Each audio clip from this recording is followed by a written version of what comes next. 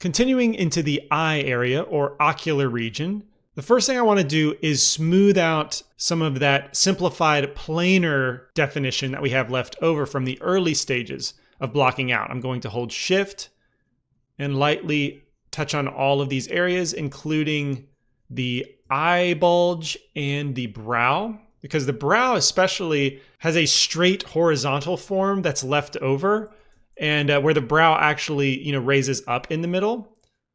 So I'm going to pull the brow upward in the middle, giving it more of an arch. All right, this is the superciliary arch. However, I do not want to bring up the eye bulge with it. I want to leave that down. So with a smaller brush size, let's make sure that that's left down. And then the eye bulge in general towards the outside is kind of slanting upward. So I'm going to move that down to better neutralize it. Everything looks pretty smooth. And by smoothing it, we transition from that planar structure into the organic side.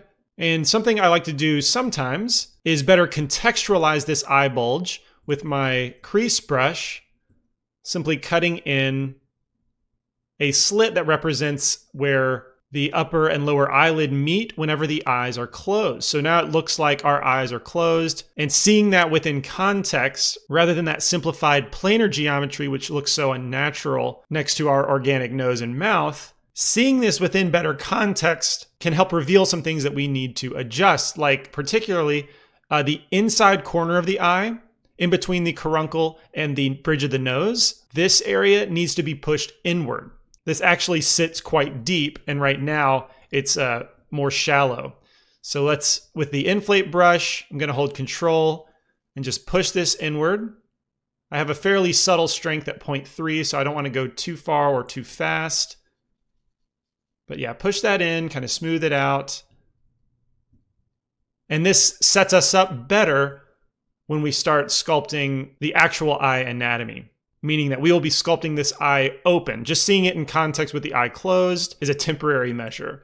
So I will fill in that shape now with the fill brush, so it returns back to just being a bulge. And this kind of turns it into a canvas that I can mask off the almond shape of an open eye. But before we do that, I want to jump over to object mode and add a separate piece of geometry for the eyeball. So let's hit Shift A, Mesh, UV Sphere. And the reason I want a separate object is that maintaining a spherical shape within the original sculpture is going to be way too difficult, and it's never going to be perfect. You'll always be fighting that inside of the eye that's supposed to be so spherical. So it's way easier to just create a separate piece of geometry, at which point the battle is placing it correctly, which is what we want to do here. So the reason I like a UV sphere is that it has poles on either end, and you can imagine that this inner circle is going to be the pupil, and the one outside of it is going to be the iris. So we can tab into edit mode, rotate in X 90 degrees. Now it's facing forward as an eyeball would.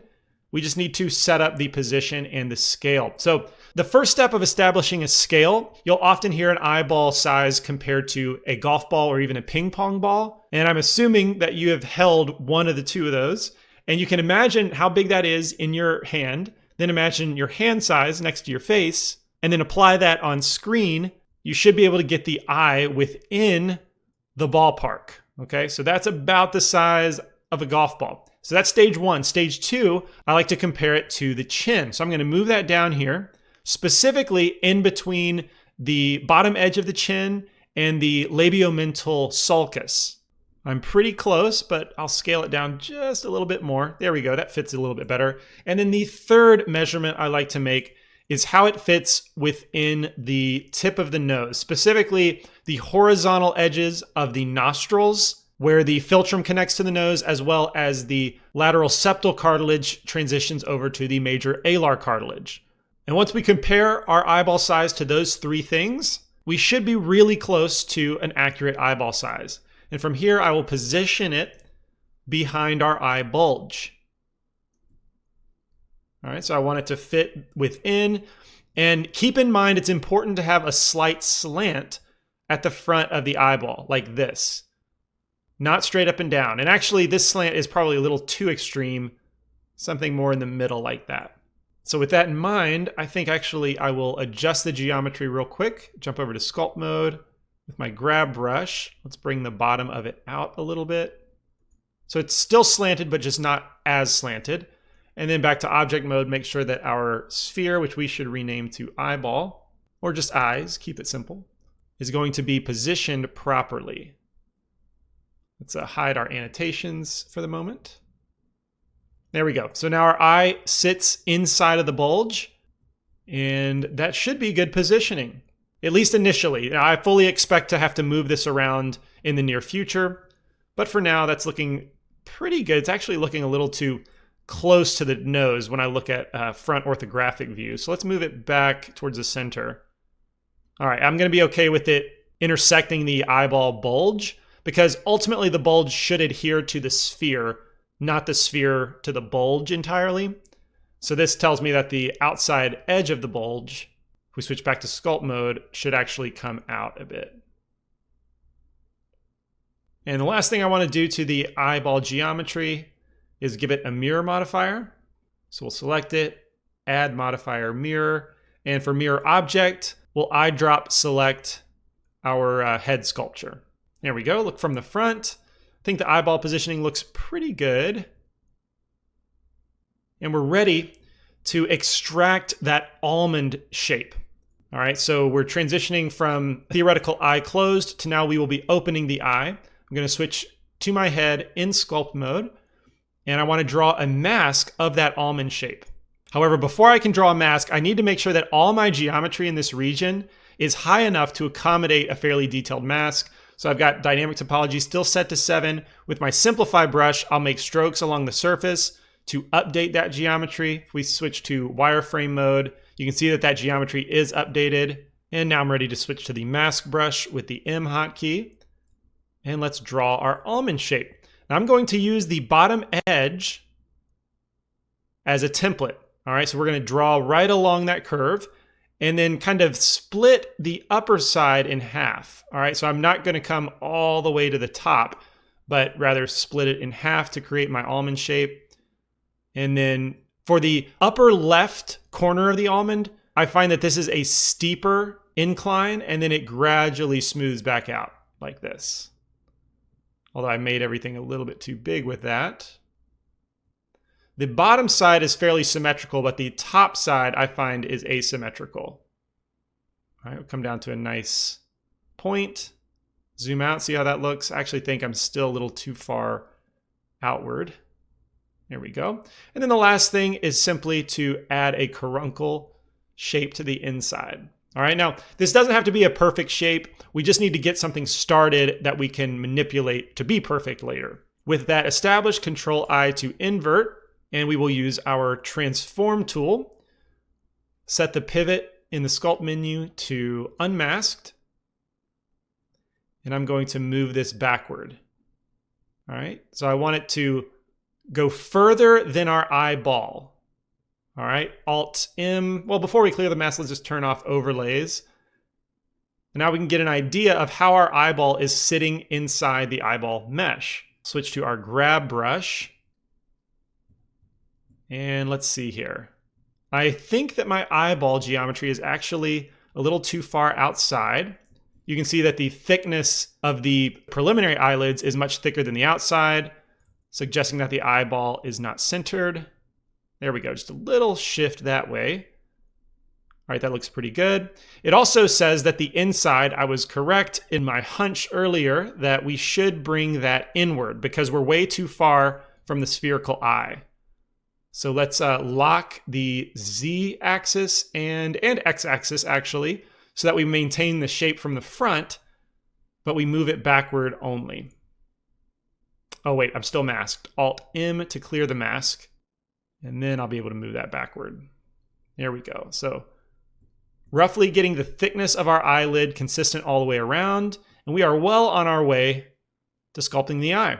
And at this point, we've done the simple part, but we're still far from being realistic in terms of anatomy. So it's a good idea to jump over to our anatomical model and frame our understanding so we can continue sculpting properly. If we think about what we've sculpted so far, the mouth and the nose, you'll remember that we haven't really looked at the skeletal layer of anatomy. And that's because the bone structure plays little role in the external shape of the mouth, lips, and nose, or nostrils especially. In the case of the nose, it's all cartilage and fat. And in the case of the mouth, it's more muscles and fat. And whenever I'm analyzing anatomy, as a modeler, I really only care what that internal anatomy does to the outside appearance. And so when it comes to the eye, you can see that there's a clear rim surrounding the eye. And this is the rim of the skull. So for the eye, we do need to mind 3 layers: skeletal, muscular, and fat. And while there are some intricacies around this skeletal orbital rim, the most noticeable landmarks from the outside are going to be the superciliary arch, supraorbital margin, the zygomatic bone, which forms the cheekbone as it swoops around the bottom left side of the eye, and then the frontal process, which helps form the infraorbital margin. But in basic terms, this is a structural loop that surrounds the eye. And then when we switch over to the muscular side, there's one main muscle, the orbicularis oculi, and this is a loop muscle that, if we close the eyes, simply has a slit in it that is able to open and close, forming the upper and lower eyelid. Now, from an external standpoint as a modeler, this doesn't really explain or clarify what's going on with the eye shape. It looks kind of the same as it does from the outside. However, whenever we open the eye, there is a distinct characteristic of a flesh overhang on the upper outside of the eye.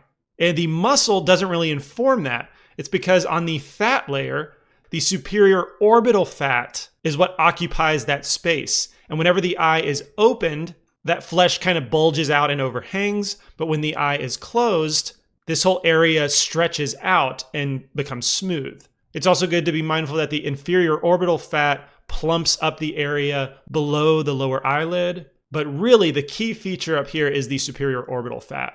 And so with this in mind, let's jump back over to our sculpture and implement these structures.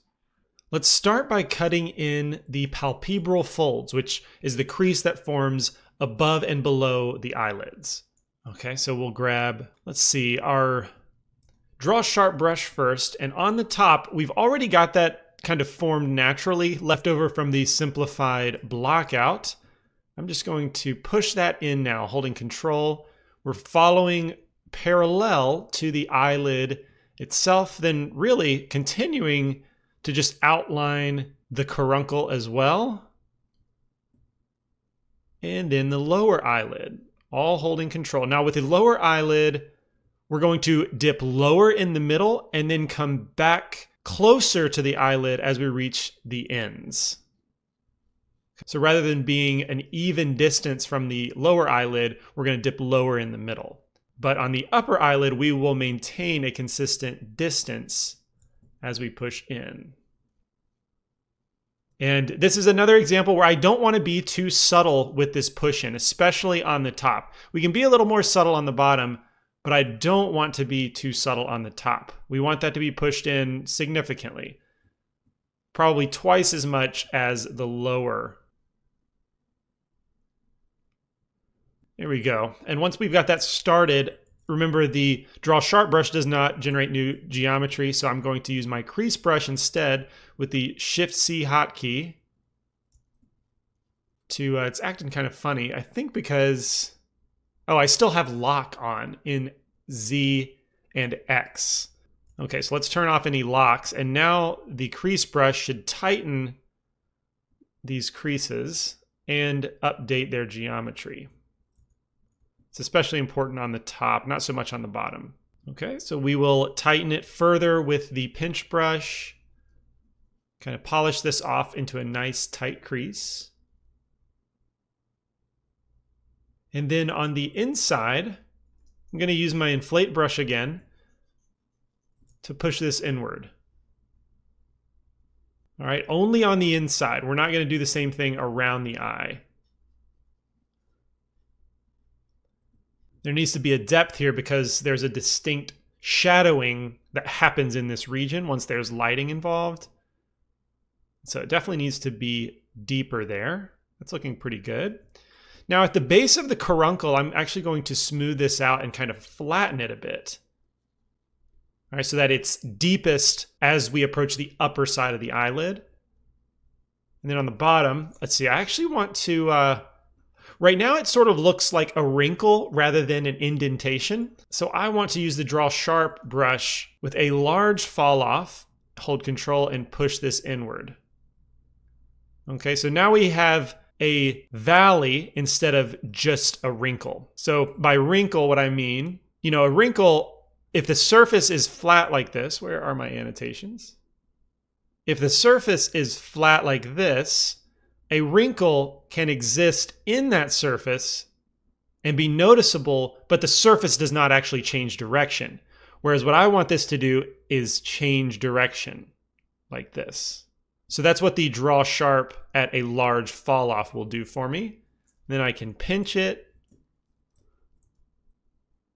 nice and tight. And some people have this defined so clearly, but others have it smoothed out more.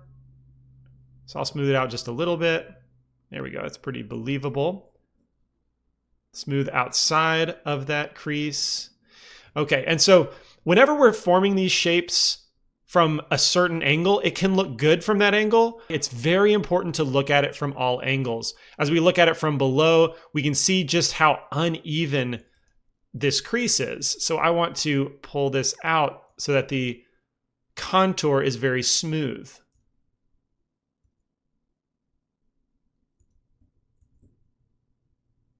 And once it looks good from the front and from below or from above, that's how we know our shape is accomplished.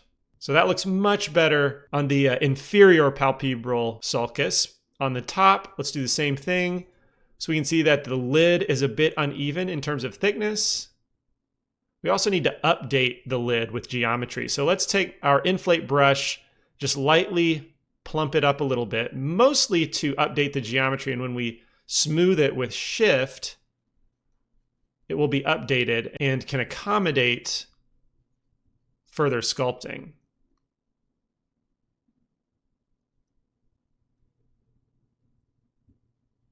All right, it's still pretty lumpy. So this is going to be a battle when it comes to the eyelids, is dealing with the lumpiness. But what can help is to use the scrape brush to really flatten out the inside edge of our eyelids.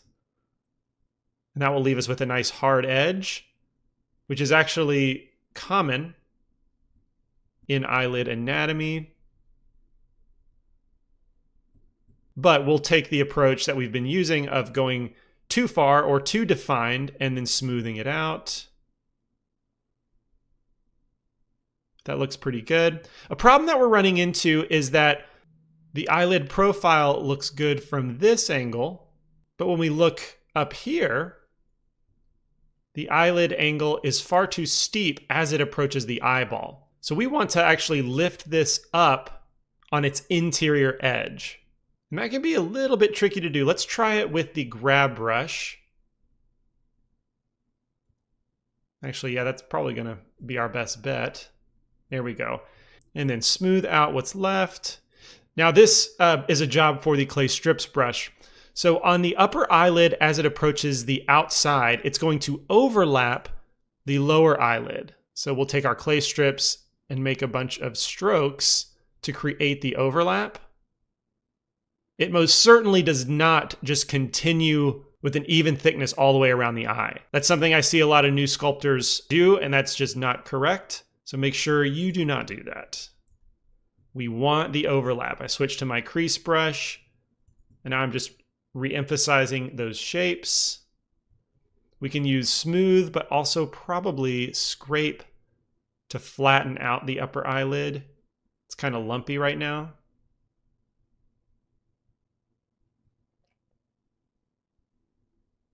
There we go. Scrape and smooth have done the job. Let's look at it from an extreme angle like this and see just how bad the wobbliness is. And we will even it up. I can't emphasize enough just how important it is to look at your sculpture from all angles, make sure it looks good from all angles. Trying to keep the contours of the eyelids very, very straight, very, very consistent.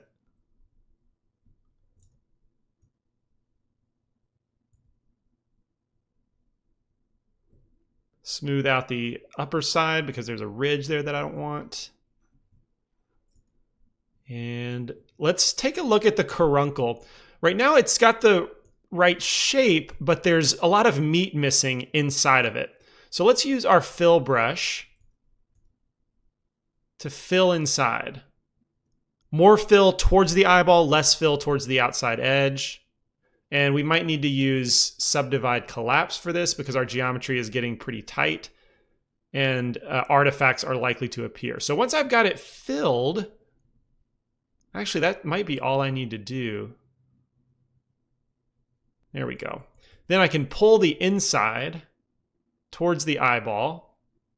It does tend to flatten out because this is like a membrane that also bulges a bit. So with my inflate, we'll bulge it out.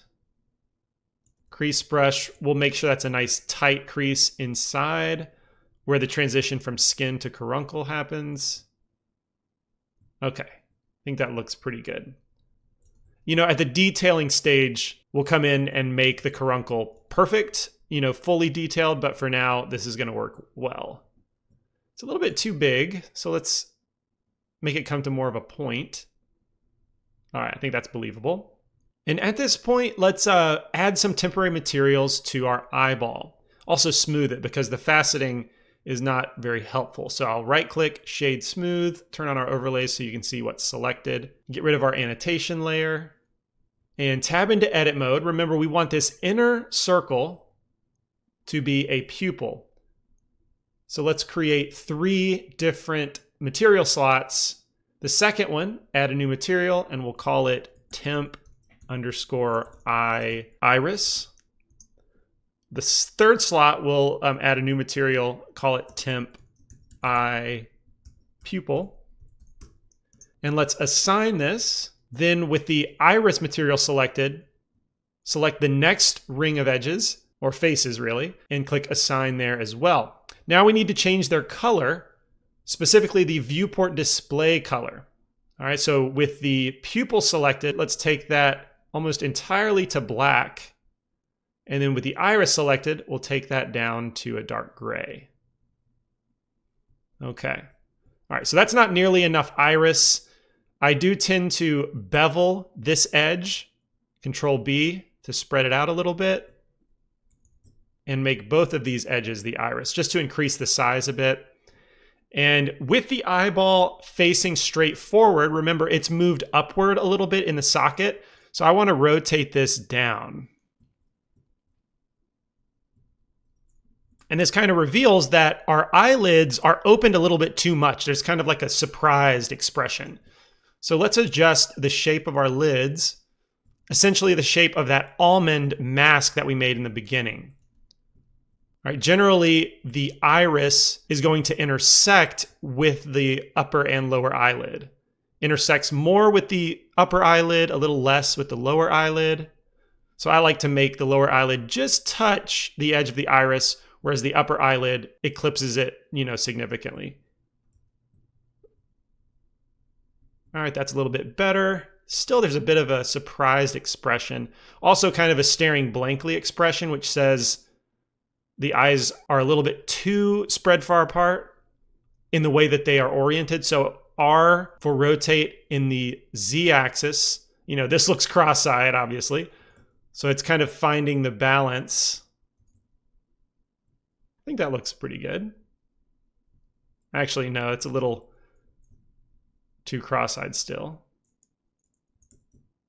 There we go. That's fairly natural.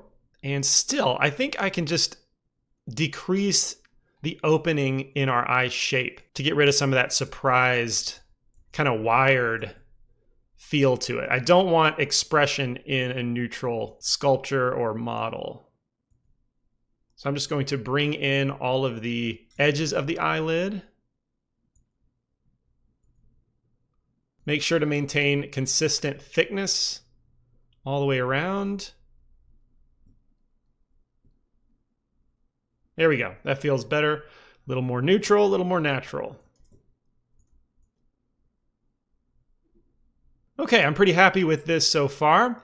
The last remaining piece of eyelid anatomy is that fleshy overhang. And the way I'm going to create this is with the mask brush. I'm going to mask a large outline above the upper eyelid.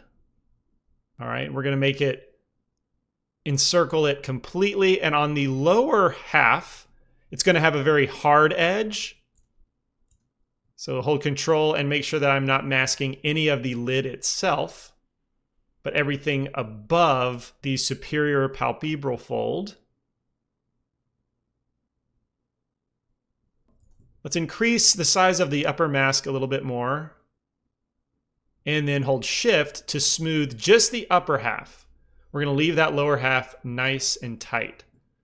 Okay, Control I to invert, and we'll turn off our overlays. And I'll use a combination of G grab to first bring down the outside mass. Okay, so I'm pulling it down, and I'm going to stop.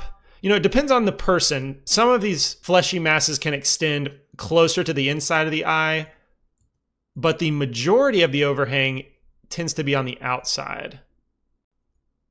All right, so I've pulled it down, and I'm also going to plump it out with the inflate. We're going to have a nice, whoops, I'm using the wrong dynamic topology. Refine method, let's go back to subdivide edges. I'm going to inflate a tighter tube towards the inside of the eye. Let's just do the whole thing first. So a tight tube kind of around the overhang. Hopefully you see what I mean by tube. But then on the outside region, I want to plump that up to extend beyond just the tube. Okay. Now what might help here is to use the Draw Sharp brush, hold Control, and that's too strong. Shift F and make this lower strength, like 0.3, and we'll kind of draw an arc up towards the center and then down the center of the mass, like this. Okay? That shape right there is important. Then we'll smooth it out because we don't actually want there to be a really tight crease. There we go. That is so much more natural. It took me a long time to understand this shape, but once I did, all of my eyes just leveled up in terms of realism. So definitely mind that overhang. Do not neglect it. And so as we continue up, we're kind of into the brow, which does not have a lot of definition. So let's use my inflate brush to just lightly update the geometry. Is that happening? Oh, I must still be masked. Yeah, Alt-M to clear the mask. We'll try that again. Just lightly update the geometry, smooth it out. Same thing with the outside. Let's take a look at the shape of the brow from above. I feel like it's a little too heavy in the middle. So let's hit 7 on our number pad. Definitely towards the center, I want to bring that in. Towards the glabella.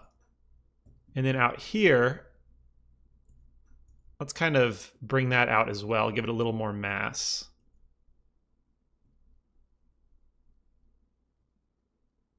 There we go, it feels better to me. While we're on the brow, I'm gonna go ahead and use the Draw Sharp brush to hint at an eyebrow. You know, we're not gonna be sculpting actual hair in here.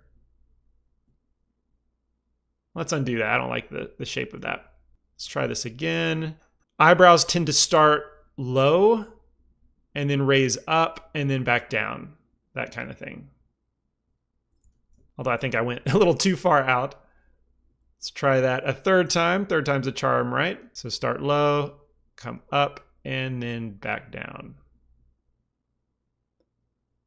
And once I have a nice crisp edge,